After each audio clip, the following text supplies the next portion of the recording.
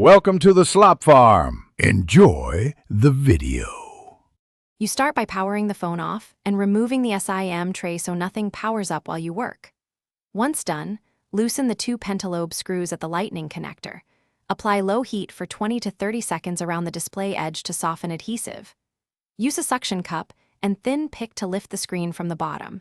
Make small, steady movements and keep screws sorted by location so reassembly is simple and error-free. You now remove the metal shields securing the connectors and note the location of each screw so nothing gets mixed up. Make sure to disconnect the battery immediately to prevent short circuits.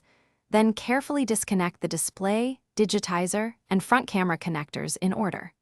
When lifting the display assembly, tilt it up from the bottom edge and avoid stretching or tearing the flex cables. If a cable resists, stop and check for a retaining clip or hidden screw to prevent accidental damage. You transfer the earpiece, front camera, and sensor assemblies to the new screen, keeping screws and brackets paired to their original spots. Once components are in place, reconnect the display connectors and reattach the metal shields, then reconnect the battery last. Before sealing adhesive, power the phone on and test touch responsiveness, display, Face ID, speaker, and camera.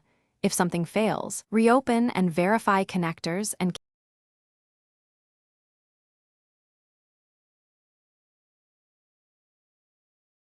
Thanks for watching. Consider subscribing if we helped you today.